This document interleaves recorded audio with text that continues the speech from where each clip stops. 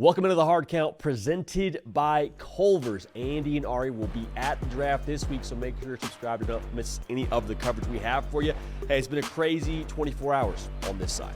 We taped yesterday's opener to the show, talking about Nico and the aftermath and what's next for Tennessee. And then after we taped that sucker, we got Joey Aguilar jumping into the transfer portal, talking to Tennessee, and then eventually committing to Tennessee. So we got a lot to unpack here. Dan Lanning a little bit later in the show. Make sure you're locked in for that one. Great conversation with Coach about the culture at Oregon, how he's built that thing out there, what they're going to do in 2025. But let's start with this, man. We got to start with this because Tennessee looks like they got themselves a quarterback.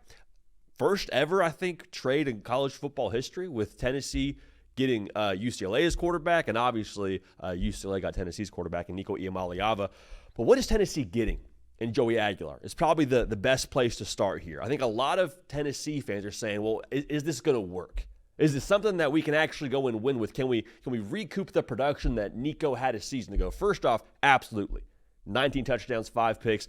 Not necessarily the highest bar to reach when you're talking about replacing what your production was at quarterback a year ago. But I will say this. When you talk about Nico in relation to Joey Aguilar, it's no secret Nico Iamaleava's ceiling is a good bit higher. But we talk about ceilings so much with quarterbacks. Let's change that metaphor. Let's talk about buildings. Nico Iamaleava's building is probably right around, call it 20 floors. Joey Aguilar's building is probably somewhere in the range of 12 to 15 floors. But Nico Iamaleava is probably living somewhere around, floor 10, floor 8?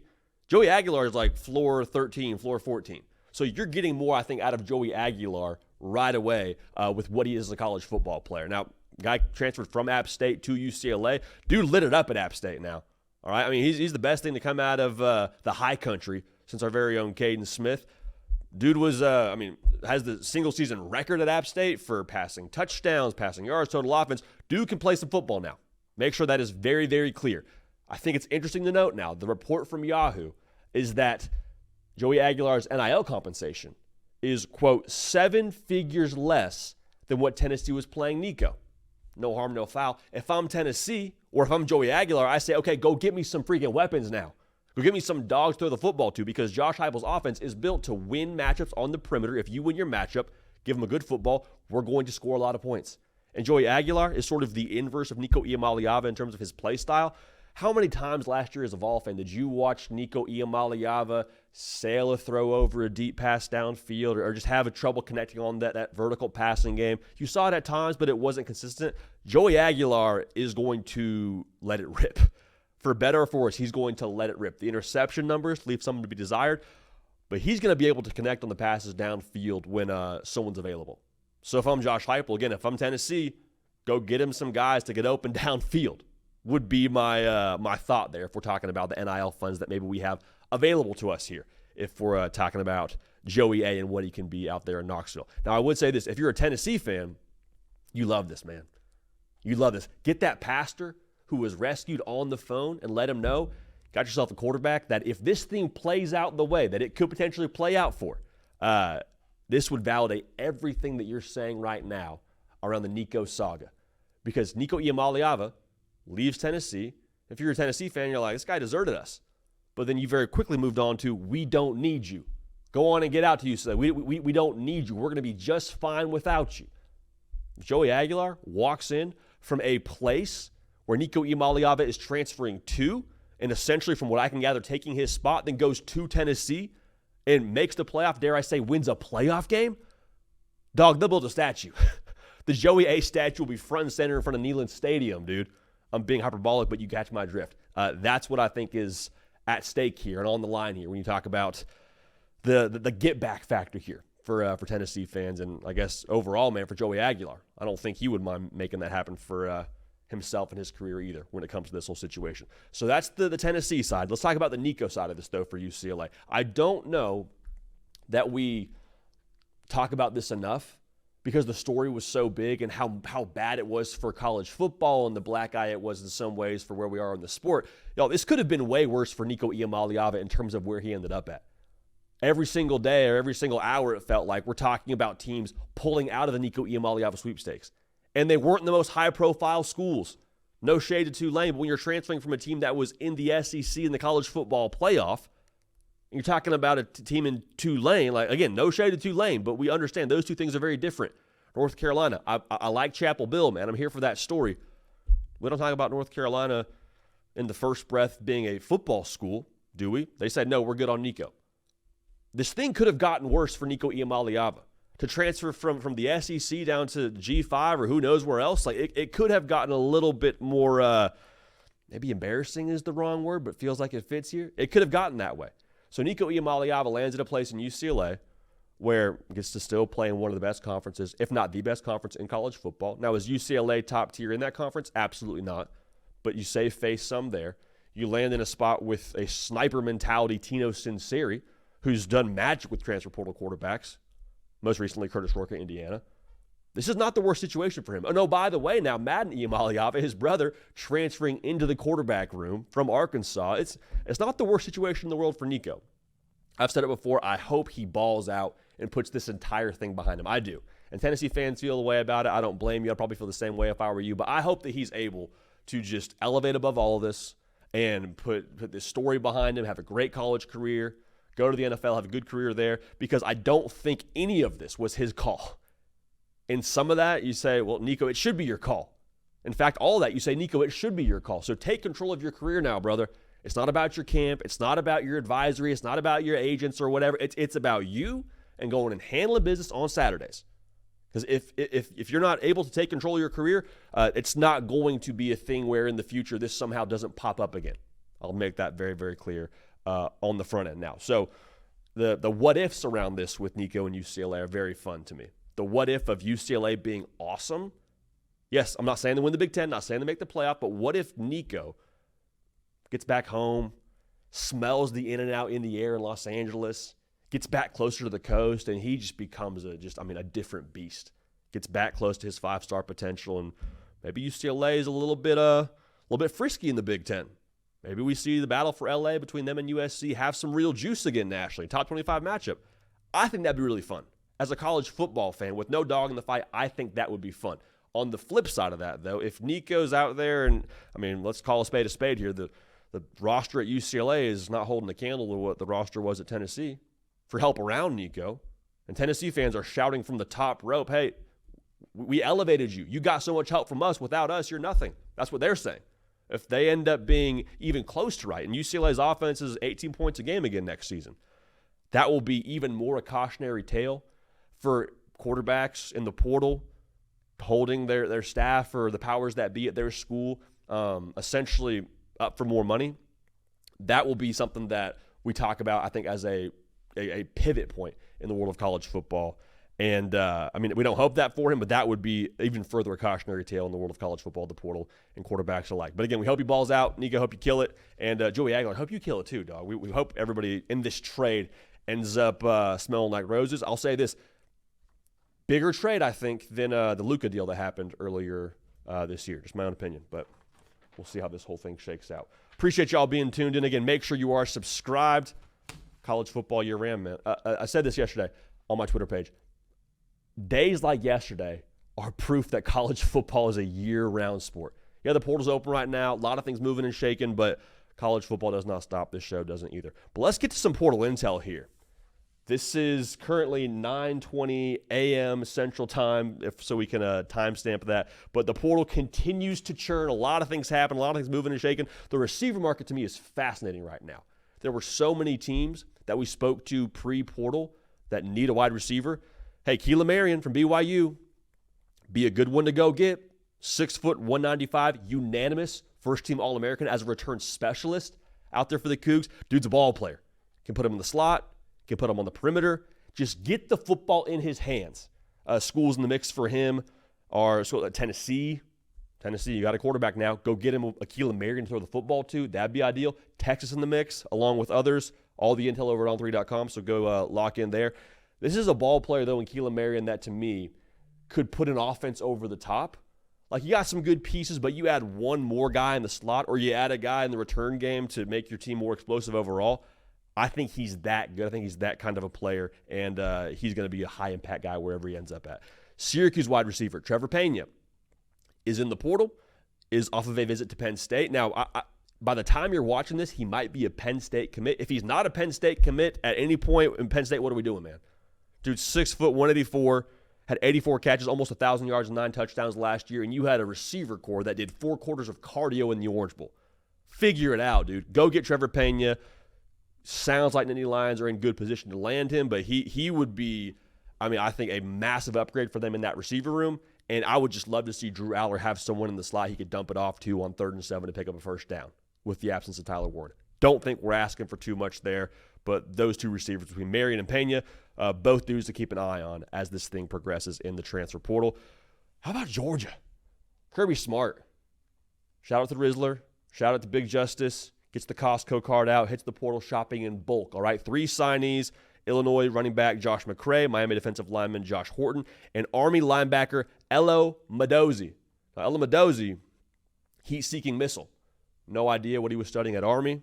No idea if it had anything to do with missiles, but 6'3", 245, 6.5 sacks last season, 2 years left of eligibility. Elo Madozie, just when you watch his highlights, dude, he flies to the football. Eats up space, kind of in line with what you expect from Georgia at the linebacker/edge position. Elo Madozie is going to be a ball player for them in Athens. Super excited to see what he does in the SEC. Also, Elo Madozie, just think about this for a second. Whenever he decides to hang up the cleats and turns in a resume, when I was in recruiting, one of the first things you do, one of the first things you check on a resume for a prospective job candidate is check the references. Elo Madozie's references could potentially be Kirby Smart and someone from West Point. Enough said. So Kirby was telling us for a long time, hey, listen, the deterioration of college football is happening because of the transfer portal. We don't have nearly as much depth as we used to have.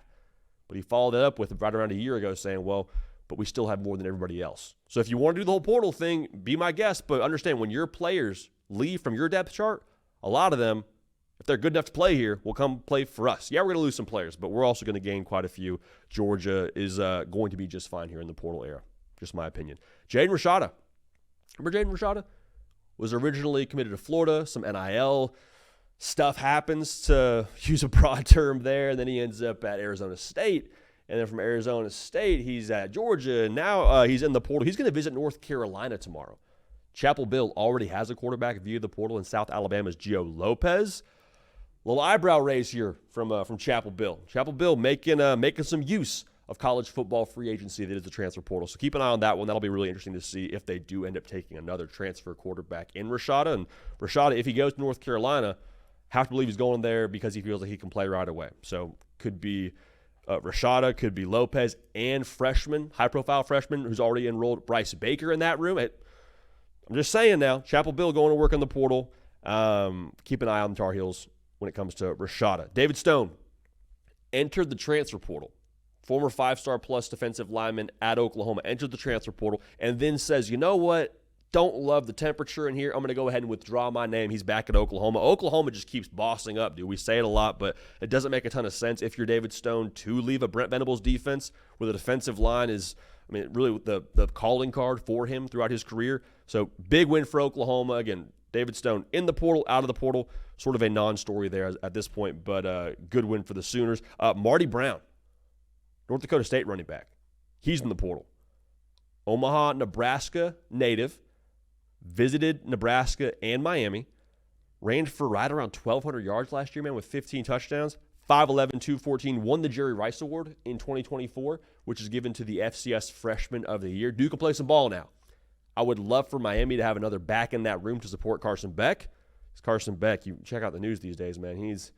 He's all the support he can get, both on the field and off the field. But that's another story for another time. And then Nebraska, if you know Matt Rule, how he gets down, he wants to punch you in the face on offense. Marty Brown would help you do that. And the fact he's an Omaha native, I don't think probably hurts in that recruitment. Steve Angeli visited Syracuse yesterday. If you know us, we're Steve Angeli Roll fans over here. Fran Brown has a track record of one quarterback in Kyle McCord of working with what I call Darth Vader quarterbacks.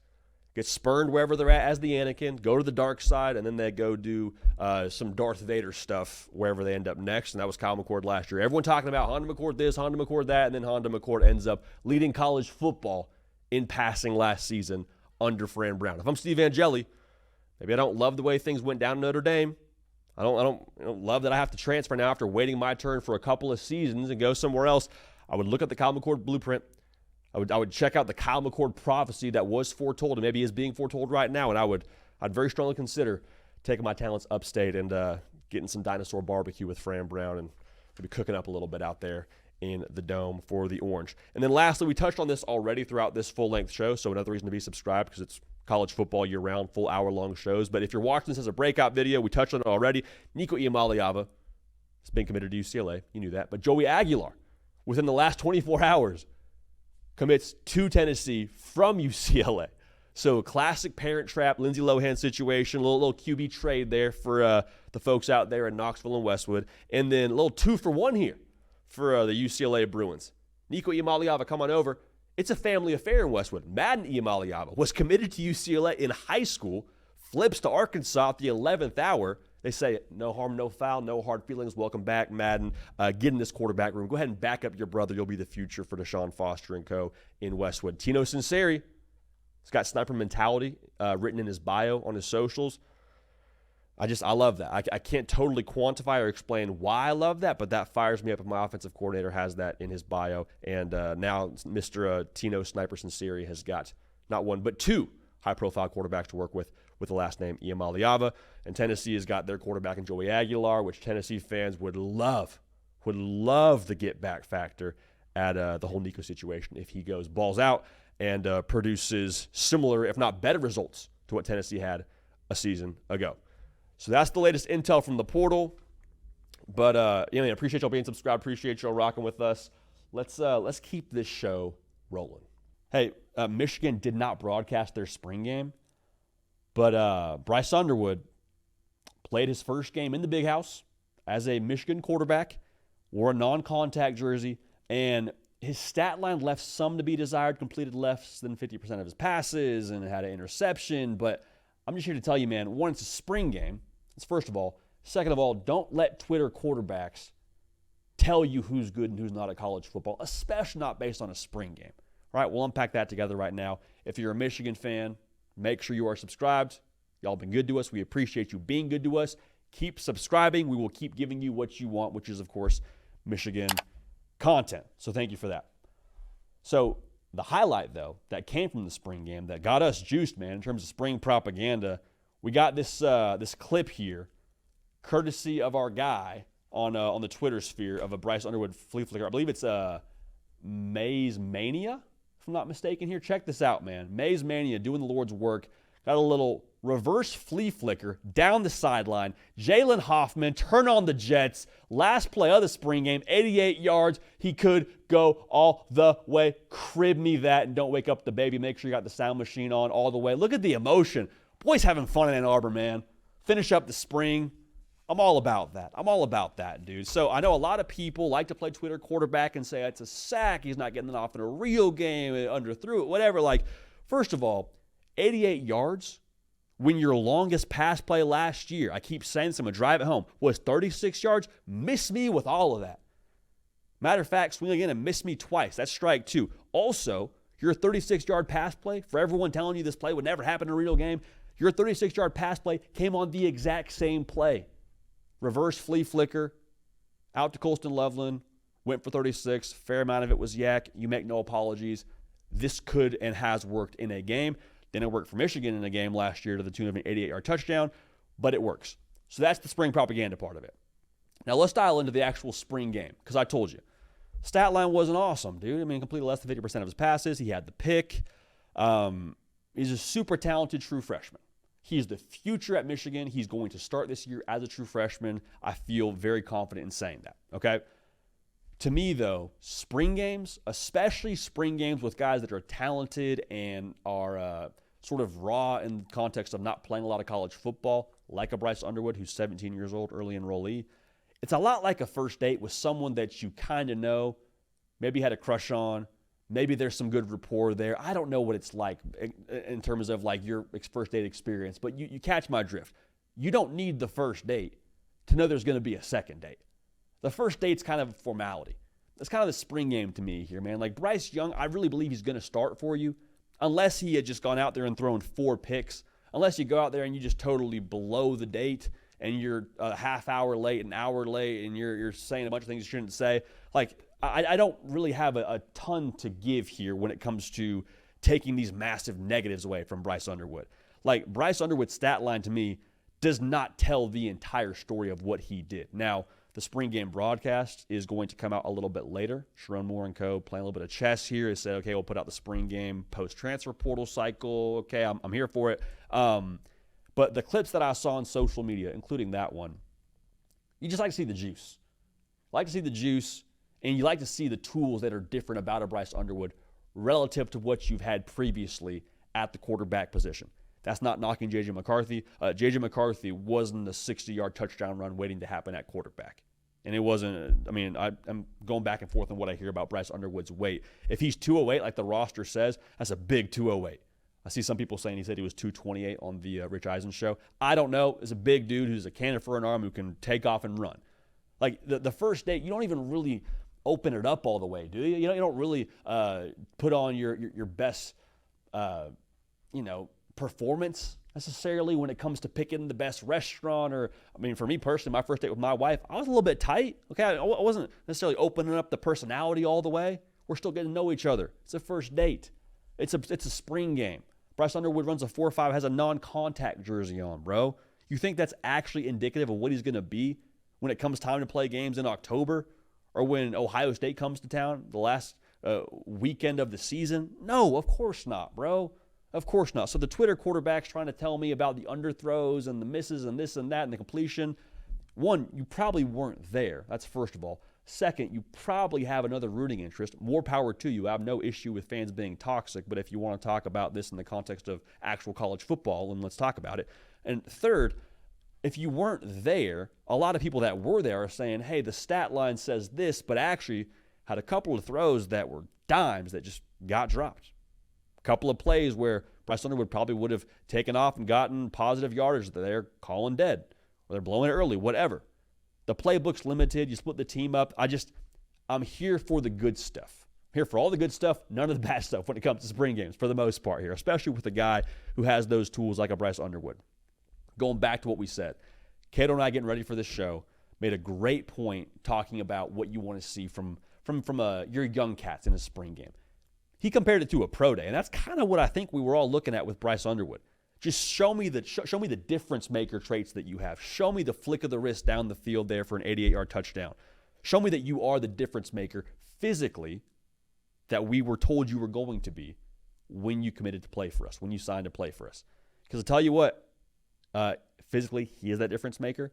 Once he gets all the way acclimated to college football, it's going to be a very, very difficult time for the rest of the Big Ten, in my humble opinion. But you can't, in modern college football, go win with Jacob Coker anymore. And that's not me dunking on Jake Coker. Dude's got a national title to his name, more power to him. But you look at the college football playoff last year at the quarterback position, there's difference makers everywhere at quarterback. All over the place. Like 10 of the 12 playoff teams, I would say, had a true dude at quarterback that could change the game for them. When it came to the fourth quarter, and they had a chance to go win the football game, 10 of those 12 teams, I believe, wanted their quarterback to have the football. I believe that. Now, we'll maybe circle back on those two another time, but the bottom line is I think you have that now with Bryce Underwood. He can be that. He can be that. So those screaming about the stat line or the underthrow or this or that, it's a spring game. We love it. I love the juice. I love the throw. Just sit tight a little bit, all right? Sit tight a little bit when it comes to the Bryce Underwood slander. We'll see how this thing plays out. The tools are there, man. The tools are absolutely there when you talk about what number 19 is going to be for you, especially when he turns 18. He's 17 right now. Regardless, the show goes on for Bryce Underwood and for us here on the hard count. Now, this might be something we do here going forward a little bit more frequently, but I think the national perception around some of these teams in college football is very different than maybe how we view them on this show. And so we obviously try to be truth tellers on this show. We try to give you some context of how we view things, and we've done that around Oklahoma.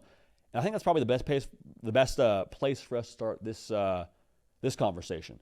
What is the national perception around Oklahoma relative to maybe what reality actually is around Oklahoma? Because the win total in Vegas says over under 6.5 wins for Brent Venables and co. Now, I truly think a lot of that has to do with how tough the schedule is, which we'll talk about a little bit later. But I got to thinking, a lot of the conversation and perception of Oklahoma, to me, is the exact same way that people view murder mystery movies, if you will. I think some people, with how you view Oklahoma, it's very easy to get caught up in the main character of it all, the big things, the obvious things you can spot that are on your desktop when you pull up ESPN or you pull up On3 or whoever, the big things, which are Brent Venables has had a couple of subpar seasons. Hey, the SEC is a really freaking good conference. Defense is good, but the offense was trash last year. Schedule is brutal. A lot of people watching murder mystery movies just track the main character. What's the detective doing? Where is he at? Is he safe? Who could it be relative to the detective's perspective? Like that, it's totally all the way leading into the narrative, leaning all the way into it. But those of us that, have maybe watched a couple murder mystery movies a few different times, that's not actually where you should be looking. The big things are the big things, but what makes up the big things? The little things. What makes up the actual plot when it comes to the whole movie ending, when you find out who the killer is, the setting, the other characters in the background, in the shadows. What's the butler doing with the candle late at night in the background of that one scene, or what's the stepwife doing, or what was it the son who just wanted to make his dad proud? Like there's a bunch of different plot lines here, but it's the details, the little things that ultimately I think make up the big things, and that's the same thing with Oklahoma. Dream with me here. New offensive coordinator. It's a semi-big thing, but not as big as I think people speaking to what the season was last year for Oklahoma. Healthier wide receiving core. You would hope. Giovanni Gibson got a good report there for the most part. We'll see what happens there. Brent Venables. They actually feel really good internally about that defense. Brent Venables is calling the defense. You went out and got a quarterback who is, I think, going to be one of the best in the SEC this year, who totaled 44 touchdowns last year at Washington State. Things that the maybe flyover college football crowd wouldn't necessarily have a great gauge on. If you're watching just the main character and watching just the narrative, it's easy to say, Oklahoma won 6 games last year, going to play the same schedule. They're probably not going to be very good, right? The details, though, is what makes this thing a little bit more nuanced, and I think give us a much better picture for where this whole thing is actually headed. So what I think is important to note is it doesn't take a ton of courage to say that Oklahoma is going to be average after they were average the year before. I think when you actually look at what Oklahoma has in front of them in 2025, schedule is brutal. There's no way around it. But we don't know what we don't know about October and November as we sit here in April. There's things you just can't know. Like Oklahoma, they play 7 of their 9 Power 4 opponents that are going to have a new quarterback. Now, John Mateer's a new quarterback too, but John Mateer's played more college football than one Arch Manning, played more college football than a Bryce Underwood, more college football than whoever Tennessee's trotting out there potentially if they don't go grab a ready-made starter. Tyson, like you hear what I'm saying? Oklahoma overall, that schedule in itself, yes, there's a lot of logos, and yes, you got to play at Tennessee and at Bama and all those things. Ole Miss, new quarterback, you got to play them, and they're in a top 25 regular, it seems like. But there's no guarantee that those new quarterbacks and those new pieces fit seamlessly for them. Not saying it's the same thing for Oklahoma, but I do think Oklahoma, they see those logos, they hear the narrative, they hear all that. I think there's a lot of feeling for them in Norman that, you know what, they still got to play us as much as people talk about our schedule. They still got to see us on whatever Saturday it is and try to keep up with this offense with John Mateer and Ben Arbuckle calling the show, with Giovanni Gibson hopefully getting back right healthy, with Deion Burks. Like, I think they feel pretty good about what they have any given game to where, yeah, the schedule is the schedule and you got to find a way to, sustain. But if you're just going to compare overall, like, talent that Oklahoma feels like they have, I don't think they're tippy-toeing at all or feeling like there's some underdog. Like, I think over 6.5 to me is a lock of absolute year at this point in time. So when you look at the schedule, though, we'll pull that back up one more time here, Cato, when it comes to what they have in front of them. Keep a pulse on the narrative for Oklahoma because it's going to flip very quickly. Right now, that over under 6.5, a lot of people not sure what to make of them, and what about John Mateer having played in the Pac-2 last year, whatever. If they beat Michigan, that second game of the season, watch the momentum start to turn. Watch people start to believe in Oklahoma, especially if they do it in a somewhat convincing fashion by like over a touchdown. That'll start to turn some heads. Now, we're not calling our shot right now, but I just want to make sure we're on the same page here. The narrative around Oklahoma is going to be a very quick one in terms of how it trends upwards or downwards. The same thing could happen for them if they end up not playing well against Michigan. But to put a bow on this thing, Oklahoma, you look at the details, look at what they have done over the course of this offseason. I think it's hard to say they haven't been an offseason champion at this point. People throw that around in a negative connotation. I'm all here. You got to win the offseason, man. And Oklahoma, after the subpar year they had last year, it was more important for them to win the offseason than ever before, and they've done that. With the offensive coordinator, with Mateer, keeping David Stone. I promise you, they'll go to the portal, they'll do some work. They go out and get a running back from Cal, the Calgorithm, and Jaden Ott. Like, they're taking some strides here. The details for Oklahoma are what gets me excited for 2025. The big picture is easy to look at, easy to lob out a take there. 6 wins last year, they'll be average again. I don't know, man. I would be very, very leery of just giving into the narrative that maybe the murder mystery movie wants you to believe. Very, very seldom is the narrative accurate in those contexts, and I think that's the same case here for Oklahoma. Now, moving right along, man, we appreciate y'all being dialed in. I always put out the call to action on the socials. Going to start doing that more on Sunday for those of y'all that are following there at Instagram and at Twitter, at JD PicKell is where you can follow me. But we take some voicemails from y'all, put out a prompt and ask y'all, hey, man, just give me some vibes from y'all when it comes to how you feel about your football team. As spring propaganda and spring ball is entering into the rear view phase of the college football calendar, give me a pulse check here for how we're feeling. And y'all answered in elite fashion. If you haven't yet called, 629-888-3931. Give us a call, leave a voicemail. Even if we don't have a show the upcoming day, like, still give us a call. We'll get to you. We'll make sure we answer your question. And Dakota, not from South Dakota, not from North Dakota, but Dakota from Texas has got a take on what the defense is going to be in Austin here in 2025. Hey, JD, this is Dakota from Texas.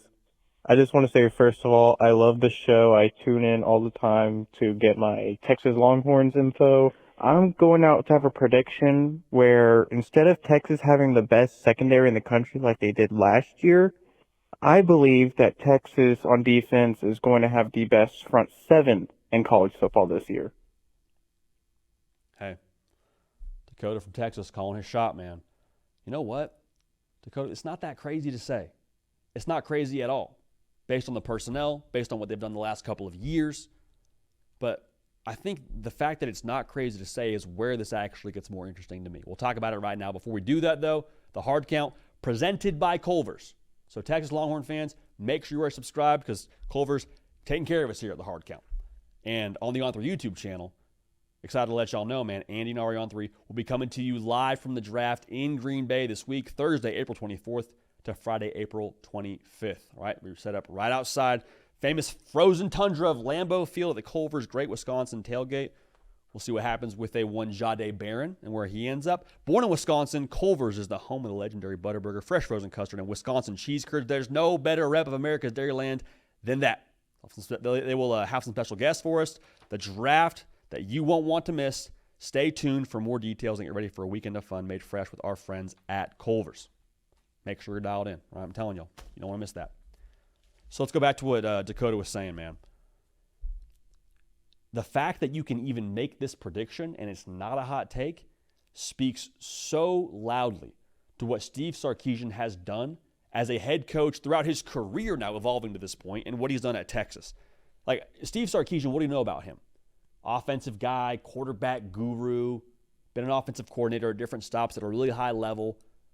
That persona and that profile doesn't typically align with having a top front seven in college football. It doesn't.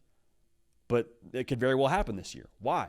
Because Steve Sarkisian has been an absolute dog on the recruiting trail, has been an absolute dog about his team's culture, and has made it a point to win in the trenches as they moved into the SEC. I don't think we understand how crazy this is. This is hard for any coach to do, even if you specialize in the defensive side, man. Like Marcus Freeman at Notre Dame, he's taken a while to get his defense up to the standard he expects. This is not something that you just do overnight.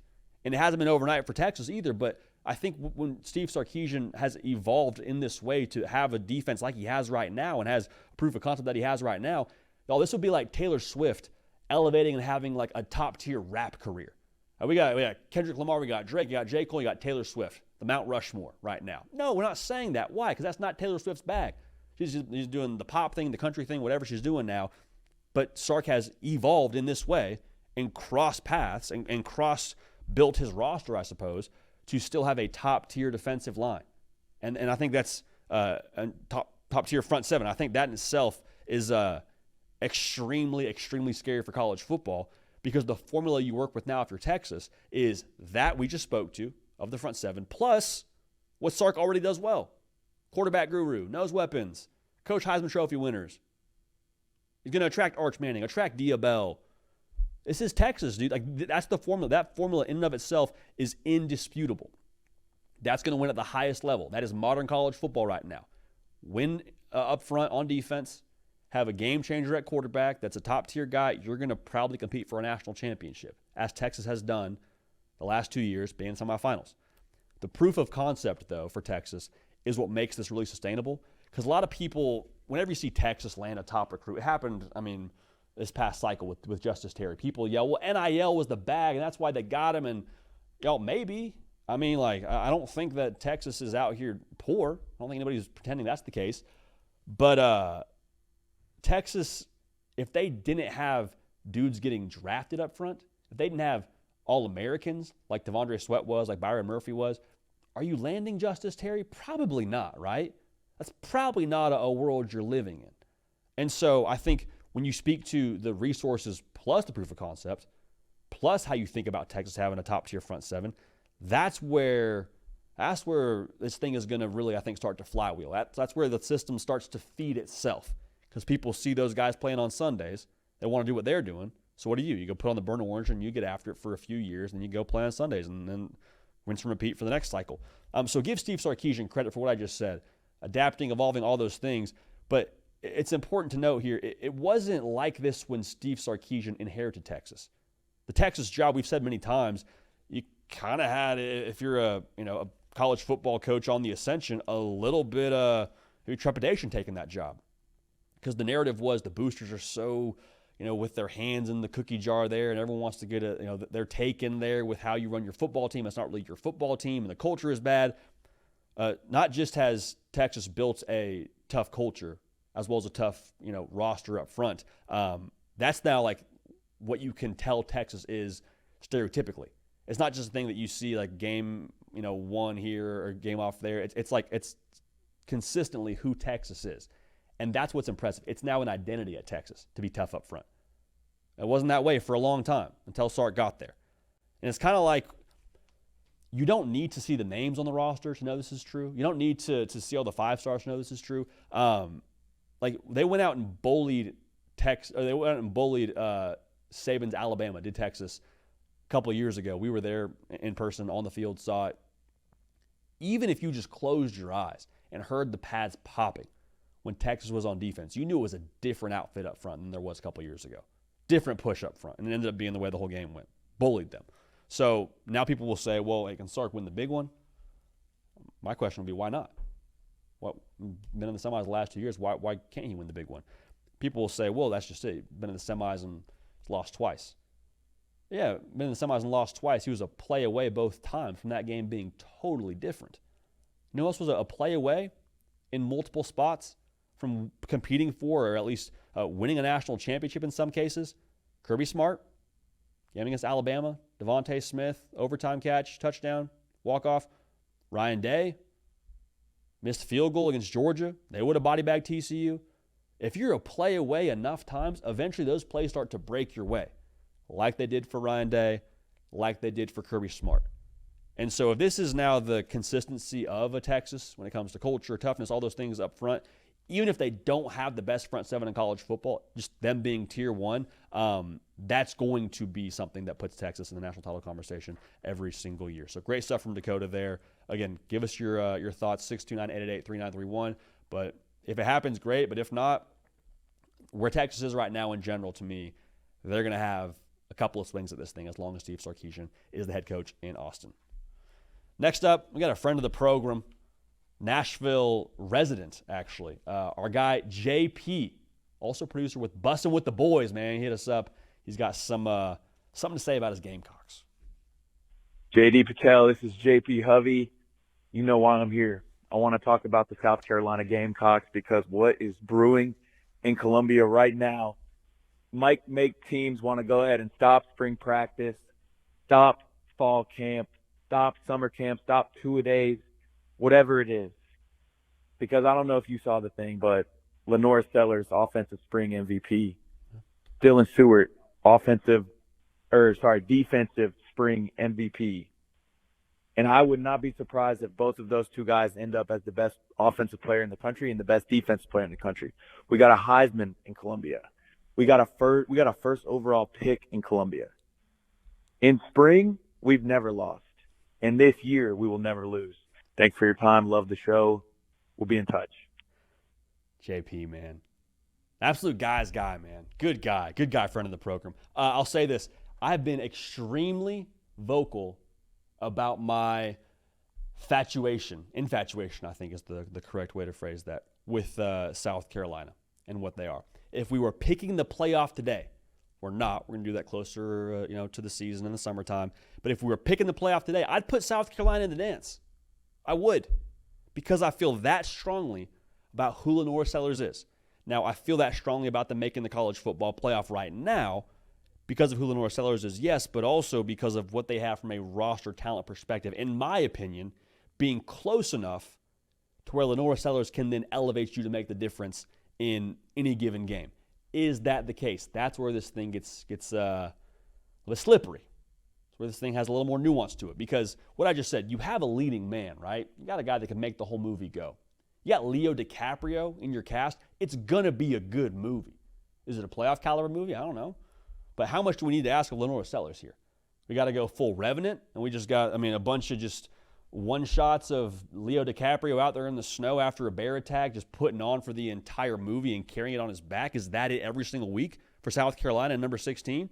Do we need the Revenant performance from my guy where he has to just carry them every single week? Because if that's the formula, I have major questions then, because that's not fair for anybody.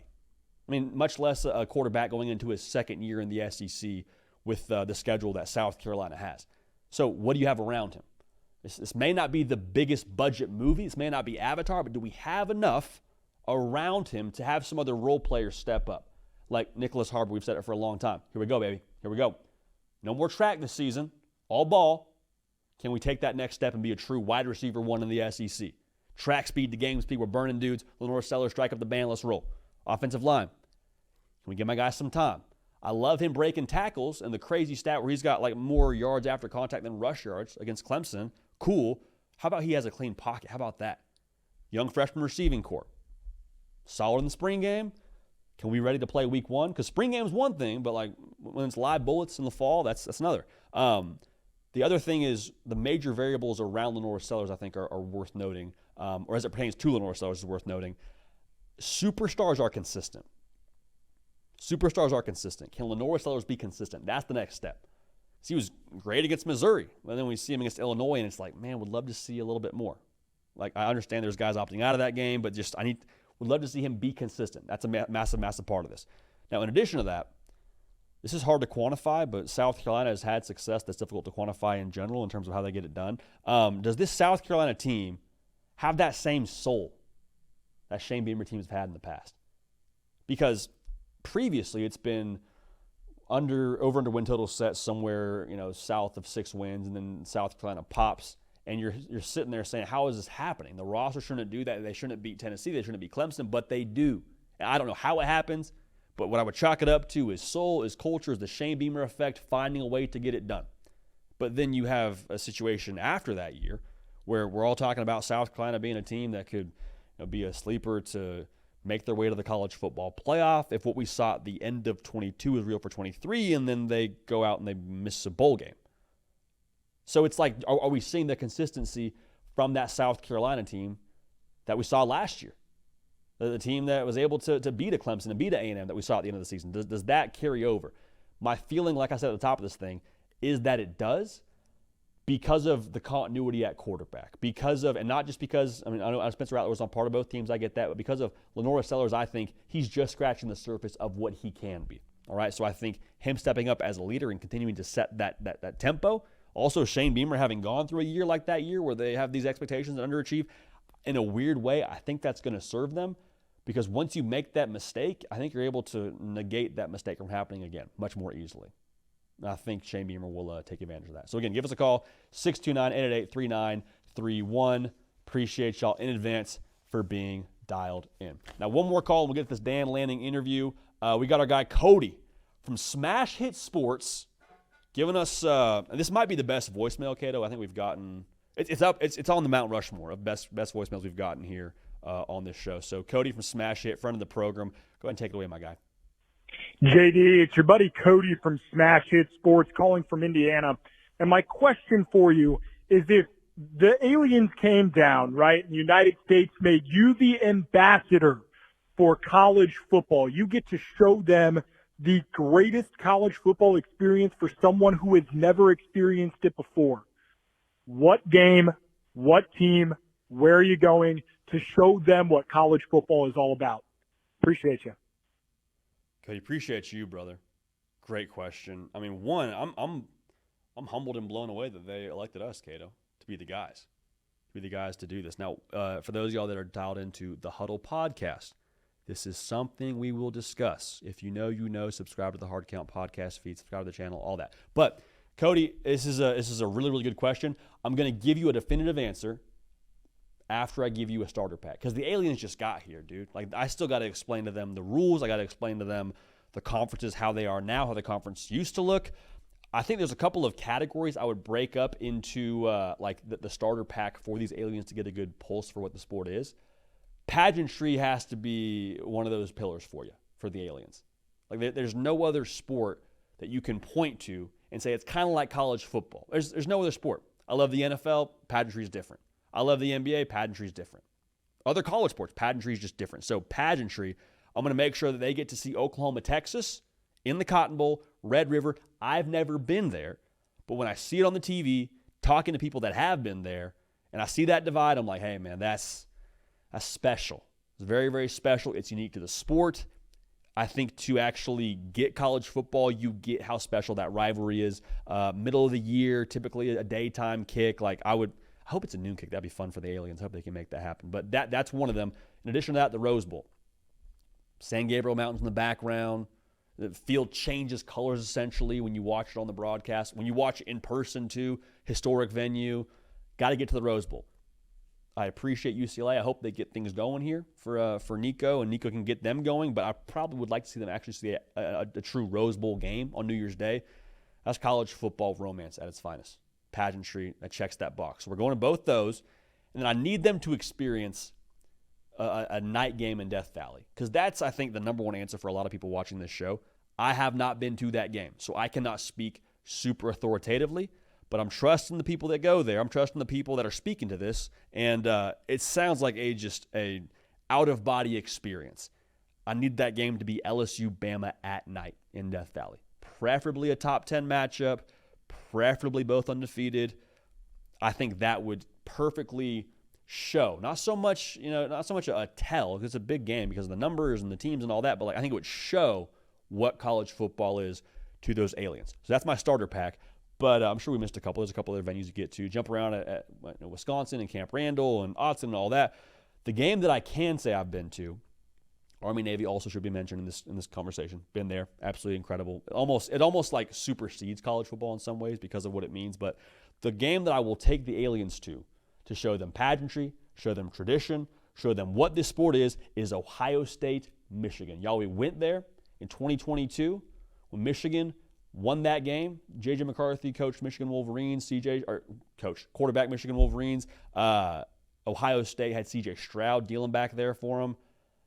Y'all, to be on the field pregame, to feel the pulse of the entire stadium in your chest before the kick, it is unlike anything I've ever experienced. There is no proper words to articulate what makes that just so electric, because it's the volume, of course, it's the noon kick and the crisp air and all that, but like the venom behind it too is what makes it just extra special. Like, college football has a healthy level of unhealthy venom. You saw it at the end of last season with the rivalry weekend from Ohio State and Michigan and other rivalries alike. But I think the aliens would be left saying, well, yeah, this is cool. I love the Rose Bowl and I love, all the games you took me to. But like, what makes this truly different? And what makes it different to me is how much it means to every single person involved with their institution, especially on rivalry weekend. So I think Ohio State, Michigan, to me, would be the creme de la creme, and again, the one that we can speak to with the most authority and detail when it comes to how we feel about that. So again, appreciate y'all being locked in. Again, give us a call, 629-888-3931. Great stuff there from our guy, Cody. Hey, great stuff coming up here for you from Oregon head coach Dan Lanning. Talk about Dante Moore, talk about Nick Saban's first year on TV, talk about the culture he's built in Eugene. A lot of great stuff from Coach. Gave us about 15 minutes.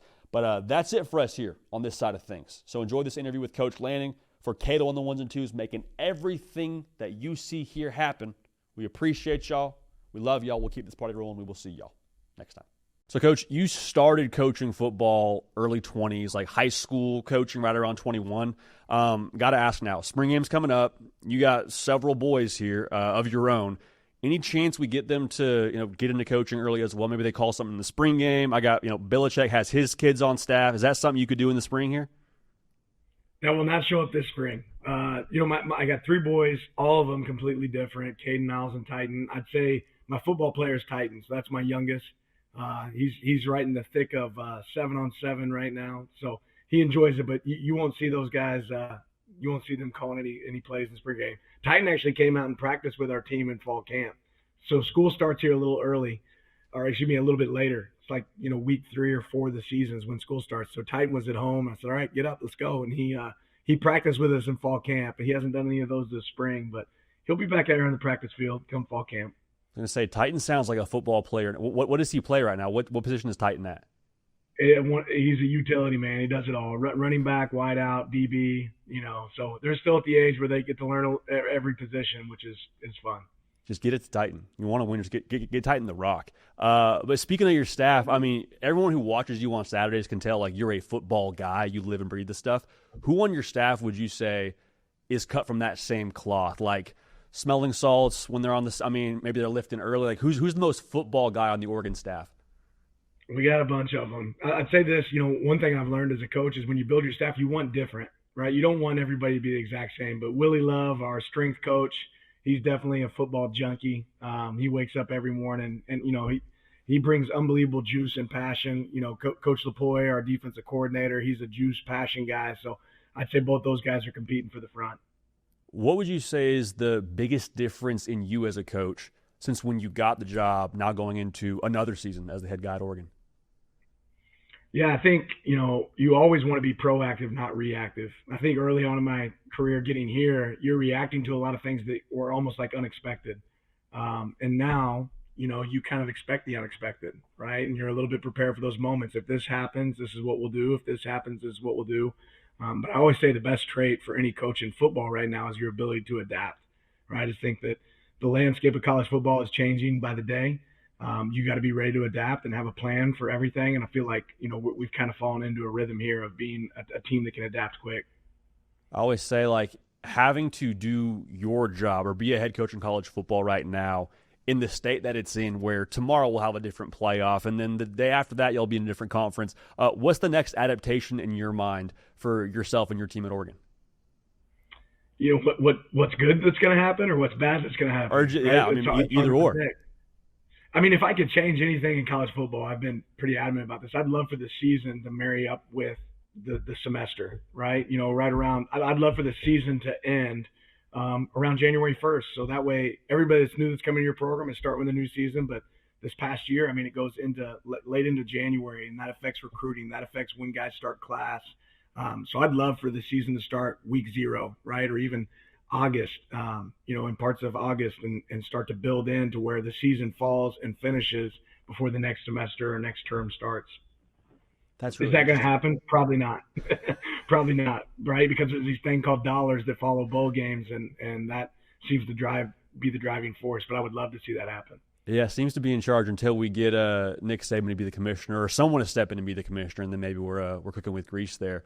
But speaking to just your team overall, I think a lot of people, after y'all beat Ohio State in the regular season, they're watching Oregon like, okay, well, when's the letdown game going to happen? Because we see it so often, and it just week after week, it was like, no, Oregon just keeps on climbing.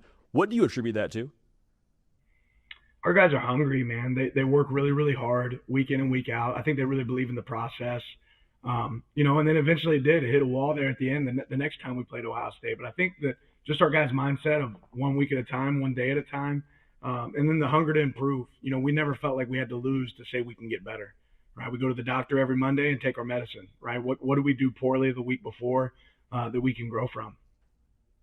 I love that. Go to the doctor every Monday and take the medicine. I need that tattooed somewhere, man. But you speak to just how your team is built upstairs.